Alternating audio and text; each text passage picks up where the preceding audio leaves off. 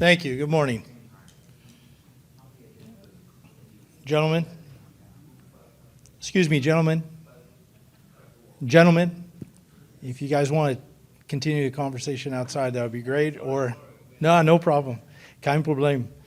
So my name is Terrance Barkan. I'm the Executive Director of the Advanced Carbons Council. We started as the Graphene Council more than a decade ago. That was in August of 2013. So that's kind of our genesis and our history, and then the concept of advanced carbons. And the reason why we're here today and talking to the Biochar Conference is we have the philosophy and the understanding that carbon loves carbon. There's many different morphologies, and there's a lot of relationships between these different types of materials. And so what I'm going to talk about is, in particular, the opportunities, if they exist, for the biochar community to upgrade or value add the kind of carbons that you're producing out of your processes. So to give you a little understanding of who the Advanced Carbon Council is, we are a global trade association that works with both those that produce carbons and the companies that use them. We reach an audience of about 40,000 material scientists. These are mostly engineers, physicists, chemists, PhDs, et cetera, primarily that work in end-using industries. So this would be transportation, aerospace, automotive, construction, shipping companies, any kind of large industry you can think of.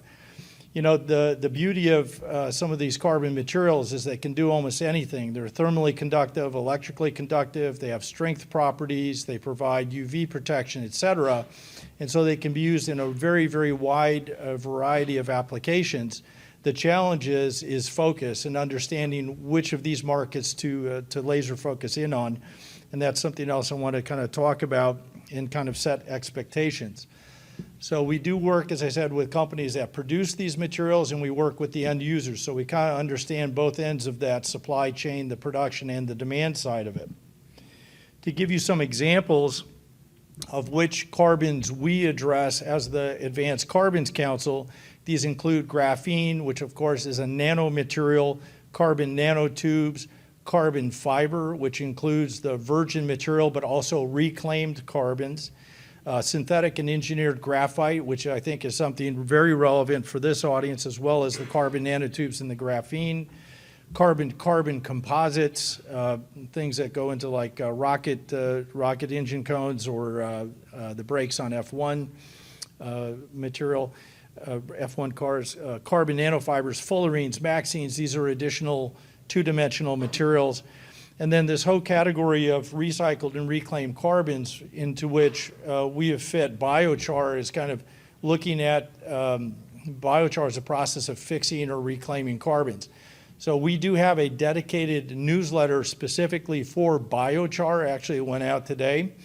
I'll give you the website at the end of this, but if you go there, you can sign up for free and you can subscribe based on the material. So if you want to get the biochar updates, that comes free.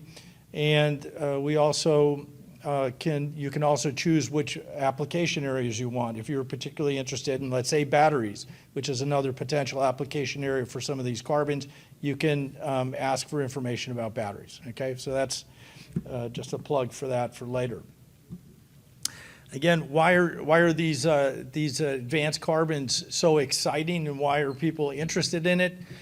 This is a snapshot of all of the vertical markets that we've addressed and identified for these advanced carbons. Again, has anybody not heard of graphene by chance? Awesome. We've done a good job then. So graphene, carbon nanotubes, like I said, physical properties, electrical properties, chemical properties, et cetera, allows them to be working in all of these different applications for different reasons, even though ostensibly it's the same material. Now, what is the relevance to you all in the audience here? If we look at the advanced carbons, and I apologize, we translated from Keynote in Apple to PowerPoint, so not everything carried over perfectly, but that doesn't matter. That's not important. What's important is the value chain here. Now, this value chain is very generic, but it applies to your industry. It applies to any of the advanced carbons industries. You start with raw materials. Now, with biochar, you guys work with, as we've just seen from the prior two presentations, a wide variety of feedstocks. You might have municipal waste, you might have agricultural products, it could be forestry waste, et cetera. The same is for these other advanced carbons. It might be graphite, it could even be coal, it could be petroleum waste products, it could be recycled plastic, et cetera. Why is that important? If you as an industry want to get into the advanced carbon space, which you do because of higher value for that product, you are going to be competing with all of these other feedstocks, and you are going to be competing with all of these other production processes, and you are going to be competing in addition to all of the legacy materials that are already addressing the needs in those markets. So if you want to replace carbon black, you're going to compete with other people, and I can guarantee you there are many other people looking to replace carbon black, so you're going to compete with that, and you're going to compete with the carbon black industry. So I just want to, part of my session here is, on the one hand, I want to get you a little excited about advanced carbons because, you know, graphene's $125,000 to $250,000 a ton. I assume that's a little bit higher than the biochar market, right? The flip side is, it's not as easy as just making this stuff, okay? Making the graphene or making carbon nanotubes or making synthetic graphite is the entry point. That is the minimum thing you have to do, but that is the easiest part of this whole process. The next part of it is commercialization and actually developing a market for it that you can address commercially and profitably.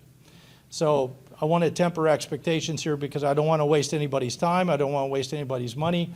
There is a market to be had here, but it's not going to be for everybody, and it's not going to be easy to do. So that's kind of, I don't know if that's a good message or a sobering one, but that's what it is.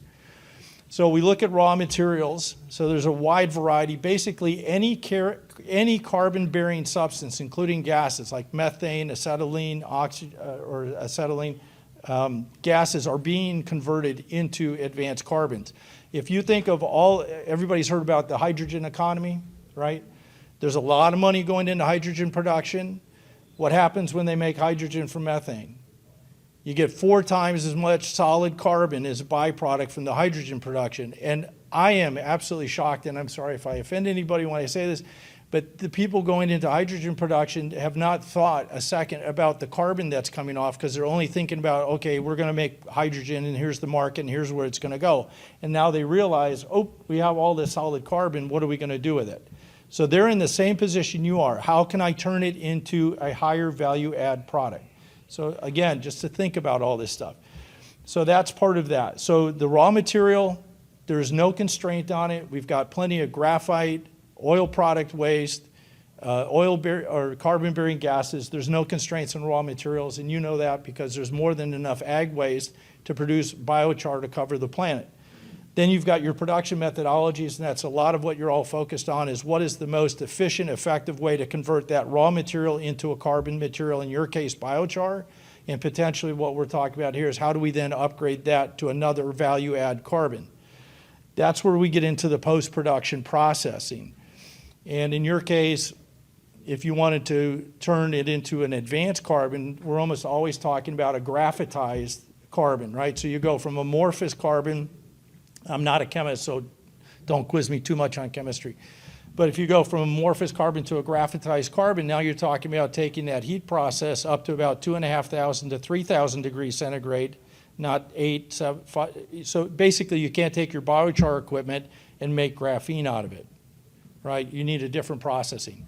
So that's a different skill set, and that's post-processing. And then, so in this value chain, raw material market segmentation, we have companies, for example, that specialize only in the post-production side of this. So they don't make graphene or they don't make carbon nanotubes. We have a lot of carbon nanotube companies. They don't make carbon nanotubes. They take that material and they make another product out of it, or they functionalize it. In the case of the nomenclature for that community or this advanced carbon space, functionalization is simply the addition, intentional addition of another chemical group or element to the surface or the edges of the particles. Basically upgrading it, enhancing it, usually to disperse it. In the case of graphene, graphene is hydrophobic. It won't mix with water. but you want to disperse it in a medium. So you might have to add a surfactant or add some element to it.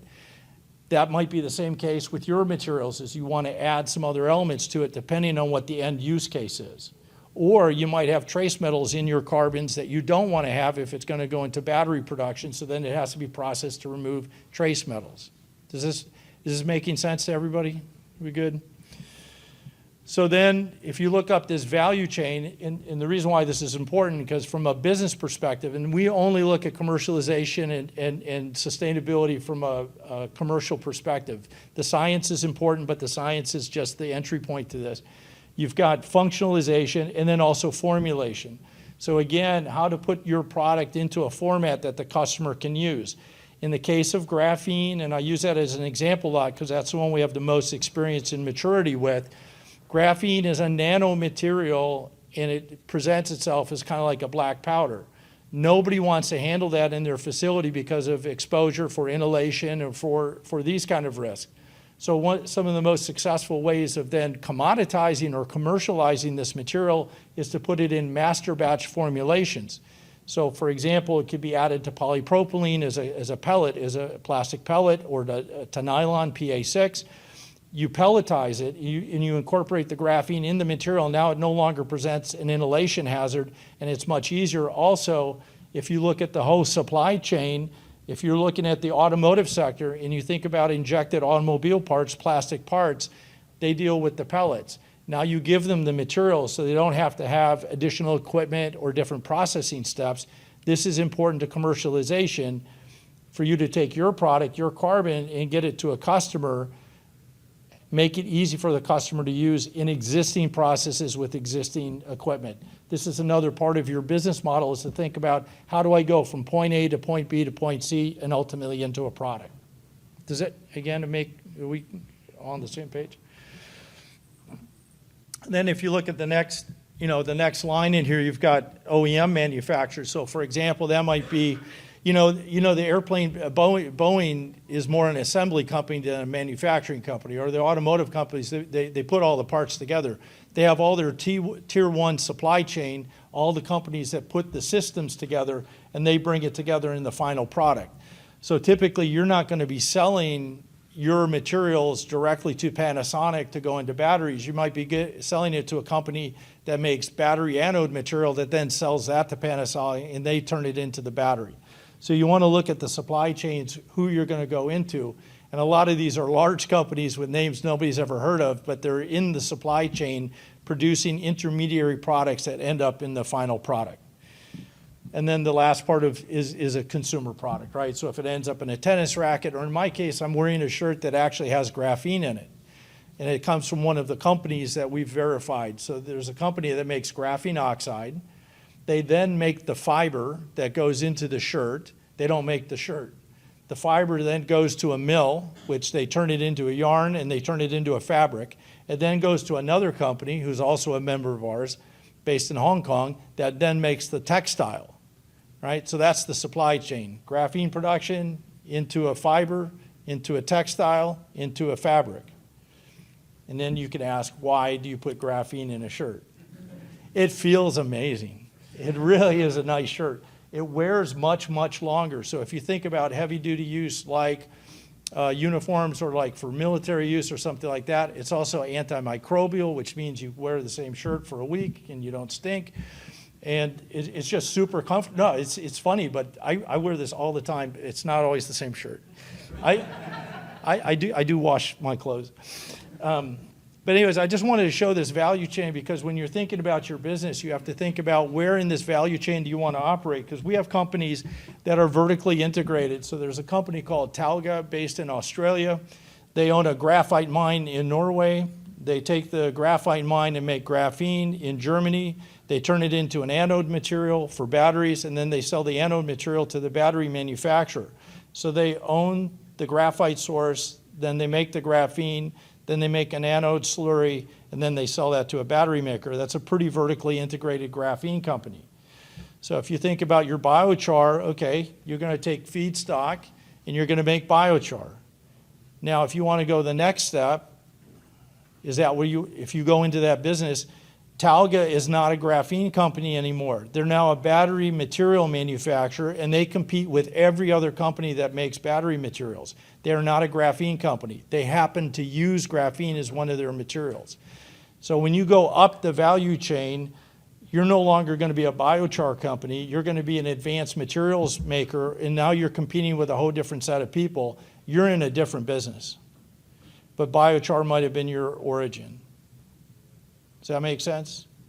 Because you can break your head on that one, right? The minute you go into making a plastic intermediary, you're now competing with everybody else who makes plastic materials. You're not competing with other biochar companies. You're not competing with any of those. You're in a different business now. You're not in Kansas anymore, as they say, or as Dorothy said.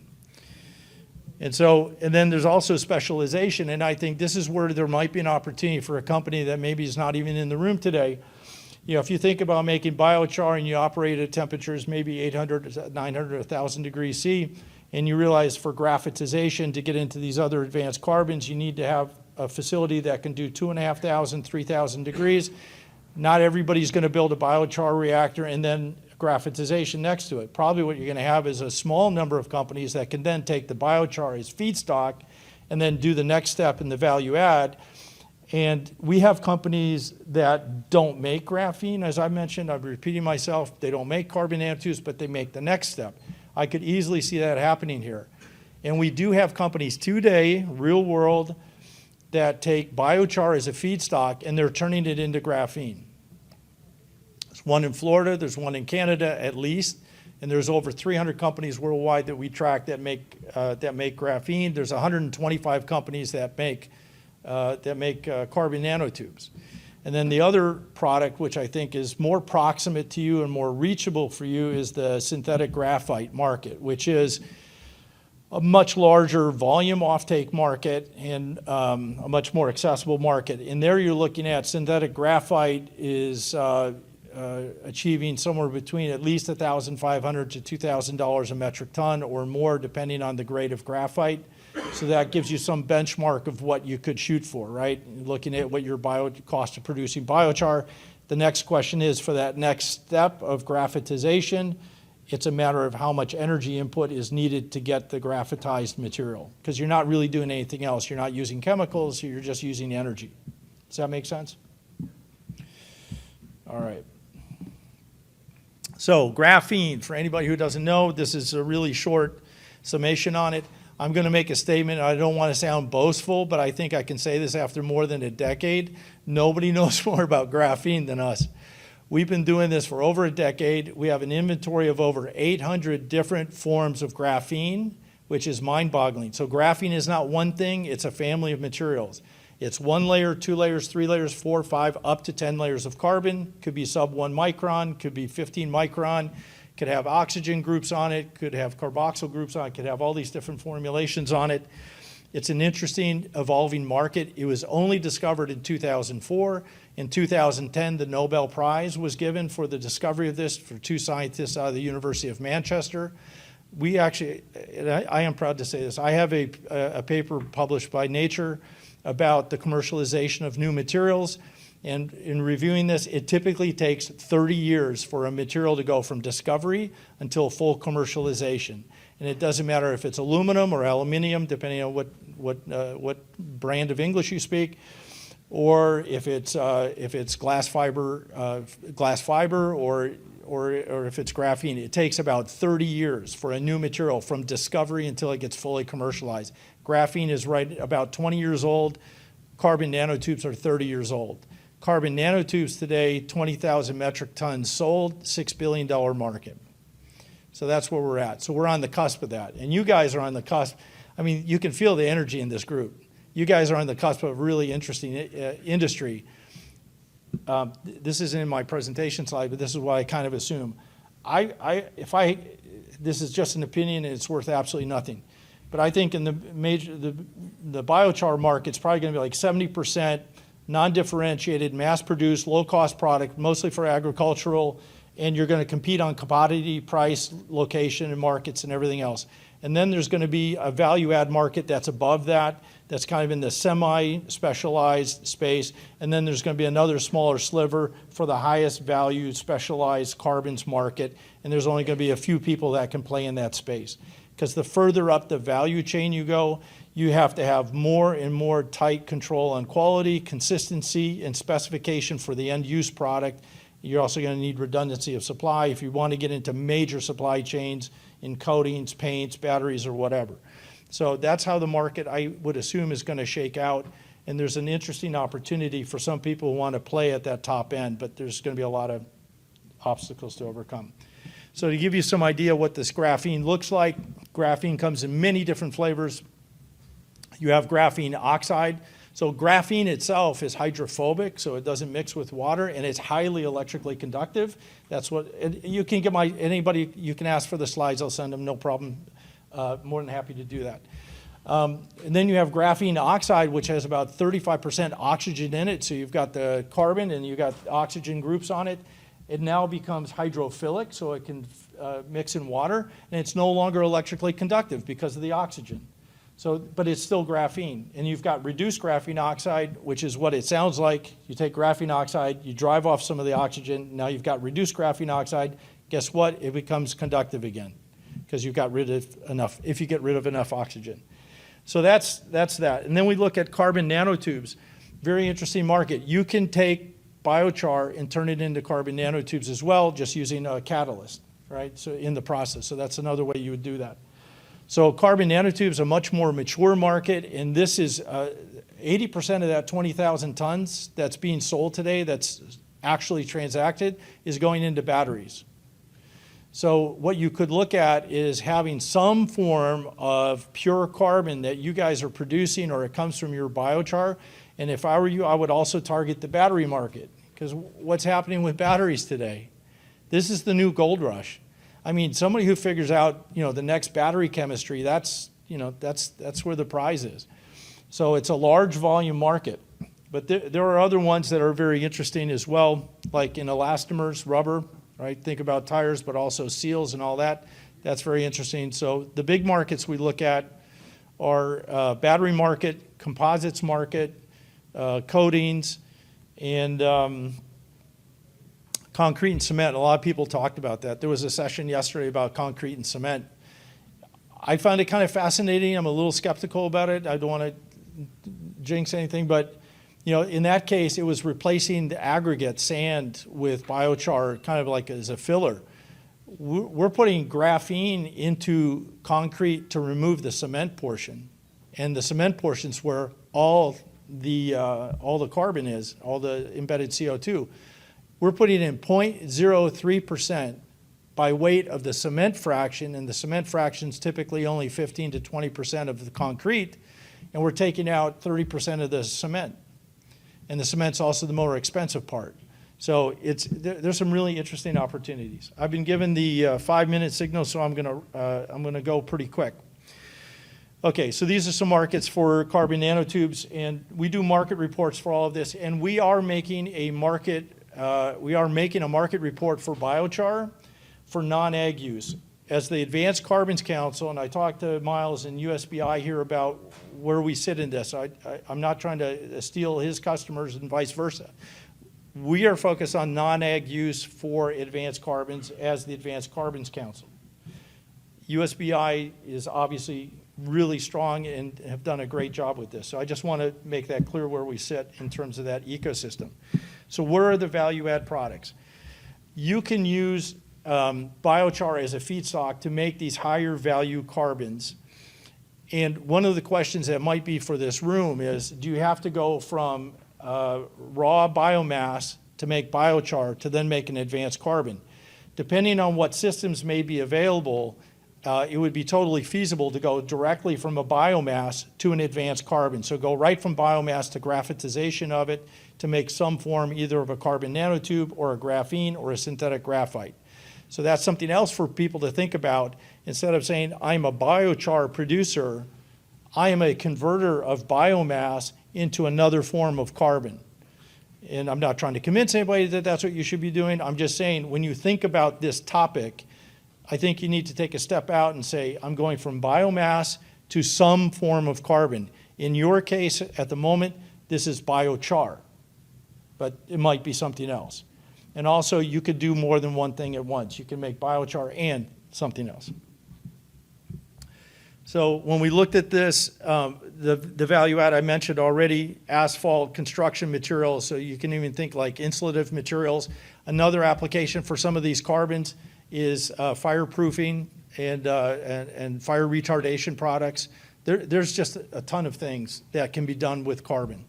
And so the question is, which part of this market do you want to address? What part of it do you want to get into? And what's the business model to do that? Okay, so other things.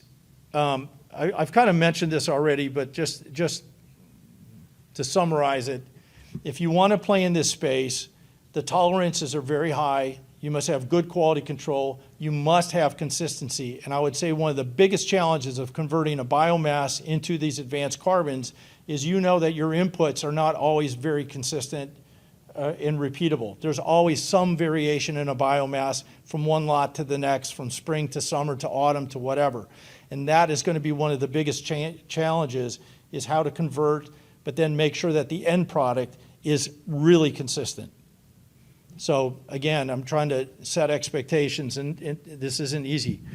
We have done an LCA for graphene production. We've done a PCR to do EPDs. This is also important. And this is also where you have the opportunity. Somebody would say, why take a biomass and make graphene when you can take it from other materials like methane gas? Because of the sustainability aspect of it and the fact that you're taking a replaceable, renewable material, raw material, and you're using it. And the nice thing is when these advanced carbons are used, they're often used to mitigate emissions further.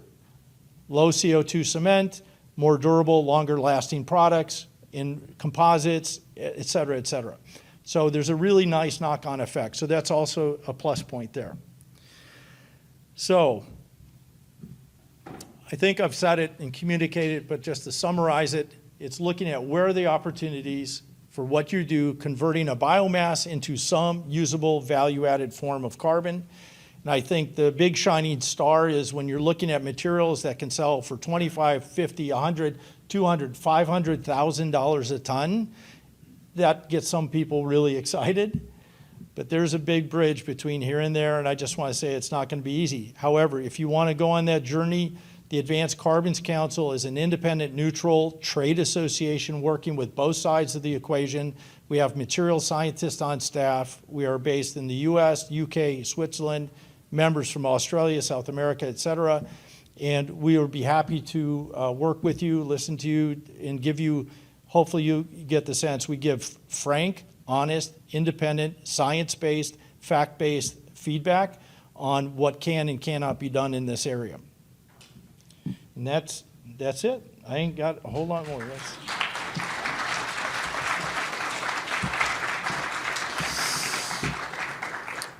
So the email's up there. It's this advmat@advancedmat.org. If you visit the site, you want to sign up. It's free for the newsletters, and you can sign up again by whatever material you want, including biochar is one of the options. And then also you'll be asked if you want to sign up for particular application areas, which is another option. So do we have time for questions? Okay. So I'm happy to take any questions. Thank you. Hello. So I didn't hear anything about activated carbon. Does that go by a different name, or is it just not advanced enough for you guys? Well, at the sound of sounding quite snobbish, right? So I want to answer the question this way. So we've made a very conscious decision for us when we said we're going to address advanced carbons, what is in, but also by definition, what is out. So one of the things that is not in is just activated carbon as a material. The other thing that's not in for us is carbon black, for example. However, if you have a company like Mitsubishi Chemical that is recovering carbon black from tires, so they're recycling carbon black, that's in, because that's a reclaimed, recovered, engineered carbon. But bog standard carbon black, activated carbon, those are commoditized markets that we don't feel quite gets there. Graphite, natural graphite flake, not in. Synthetic graphite or engineered graphite, natural graphite that is engineered to spherical graphite for batteries is in, even though it's natural graphite. Does that make sense? Yeah, no, thank you. Yeah. We're not trying to be too snobbish, but, you know. Hello. Yeah. Hi, Terrance.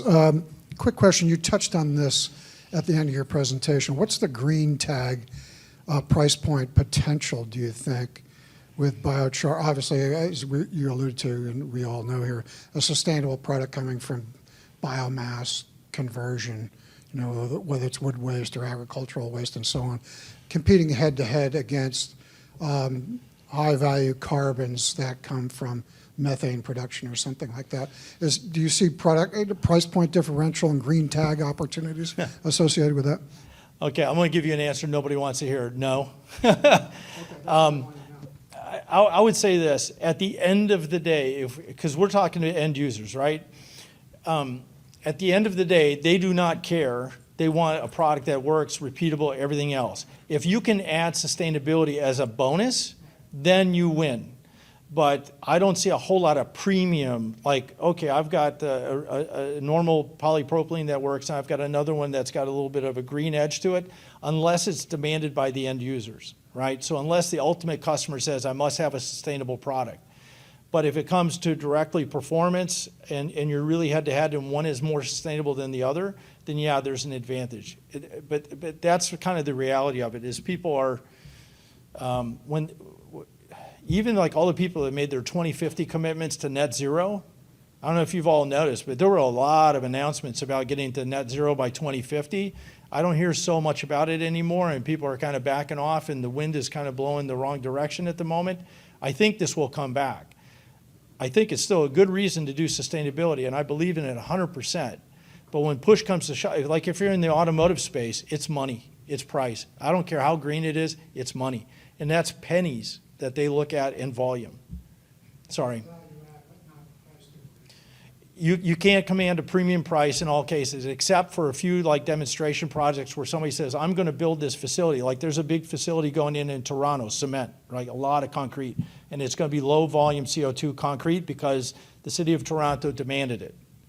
But that's one case study. That's not a whole industry yet. It'll come. Yeah.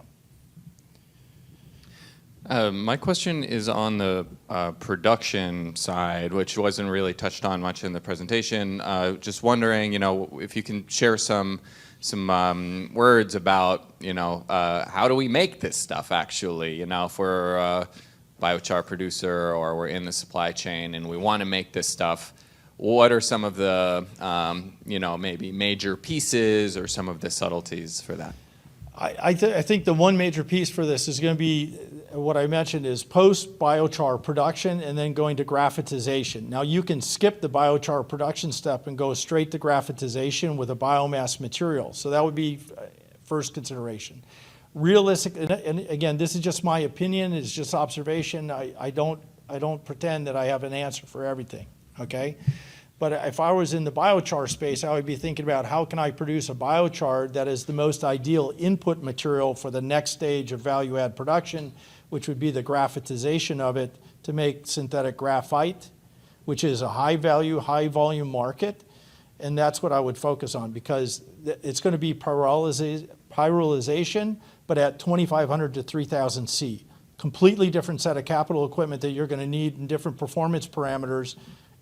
And that, so then again, you're no longer in the biochar business, Dorothy. You're now in another territory of graphitization of carbon material, right? I hope I answered your question. The primary process is going to be pyrolization at a very high temperature, inert environment, time and pressure, and that's a different skill set. But there's a dozen other ways of making these advanced carbons. Yeah. So you're going to be competing against that. The good thing you have is that your biochar feedstock is at a lower cost per unit as a feedstock than natural flake graphite or some of the other materials. The negative side is there is a tons of solid carbons coming off of oil and petroleum companies that are trying to decarbonize. They're not going to be selling as much gasoline, so they're looking, how do we add value to our carbon stack from the crude? And then you got hydrogen production that are throwing all this solid carbon, and they've got the same problem. How do we turn it into something we can sell? Sorry, there's a gentleman here first. Well, excellent presentation, very informative, really entertaining, so congratulations for that. Thank you. My question is, well, I'm a biochar producer. I work with Woodbridge Group doing carbon black. Even making carbon black for them was extremely hard, and even so the bottom line is biochar is low-tech technologies. So I see you pushing these advanced carbons intimidating, because we tried all sorts of things with different companies. We tried anodes in the past as well, and shipping materials that are functionalized. Gosh, we go back and forth, and it's a hard hill, trust me. Yeah. So I see more the biochar industry more as a, like what you were saying, producer of a feedstock that is going to be, post-treated afterwards. But I see those companies that are so closed, it's impossible even to make relationship with them, because everything is so, it's just the IP and everything is so hard. Yeah. So how do we break in to those companies with volumes that we can provide? With materials that they're so heterogeneous, and plus the most important barrier is the IP and trying to provide something that they kind of want, but at the same time they don't want to share. It's so hard. I see that. Yeah, I mean, that's the life we've been living, right, for over a decade, is nobody wants to share secrets. It's company confidential or whatever, but that's where we kind of act as a neutral midwife. That's our whole role as a trade association, is to work with both sides. We talk to the demand, what are they trying to achieve? Or, a lot of companies are going to try to replace carbon black. And there's different strategies for that. That's kind of what I said here is, this is not easy, okay? This is not for you can just, even if you made these tomorrow, that's the easy part. Then you got to develop your markets. You got to develop the customer relations. You got to get into the specifications. You have to go through trials. You have to get approved. You have to be able to do volume. I think the thing you guys have as an advantage is volume, because some of these markets are extremely high volume. And I can tell you that some of our advanced carbons producers cannot scale beyond a couple metric tons a year, right? And the problem with the large industrial uses is they go from 0 to I need 1,000 tons or 2,000 tons. And they can't wait as you ramp from 1 to 10 to 100 to, you know what I mean? So I don't have an answer for you. This is a new business, new material to replace an incumbent, to develop relationships. There's a lot of work to be done to do that. I don't know what else I can say. Yep. This is our last question. Thanks. I just wanted some clarification. Did you say that you cannot make artificial graphite from biochar? Or No. are You can. you can make it? You can, yes. You can take biochar and make graphite out of it, synthetic graphite. Yeah.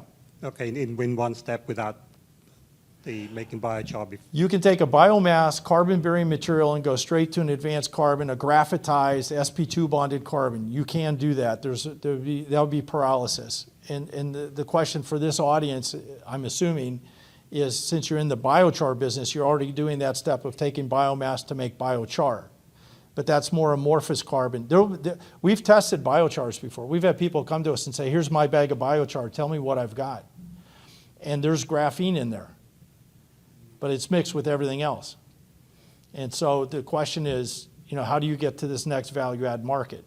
And the existing technology that you use to make biochar is not sufficient to go that step. Oh, Petcoke? Okay. So Petronas is one of our member companies. Petronas is the national oil company of Malaysia. They have 200,000 metric tons of petroleum coke byproduct every year. And they've developed a process to turn that petroleum coke into graphene, for example. Okay, well, come talk to me, because we're talking to a lot of oil and gas companies, hydrogen production, and what to do with the other carbons. And we cover the whole spectrum of carbons, because there's a lot of carbons that are not even well defined that have commercial utility. And that's a whole nother thing, is to figure out what the hell they are and to set standards and all that stuff. Well, listen, that was the last question. I'm between you and lunch, and I don't like to be in that position. I will not ask you to eat biochar. That's, but have some nice meal. Thank you for your time and attention, and it's been really a pleasure for me to be able to be part of this. You guys have an exciting industry ahead of you, so good luck.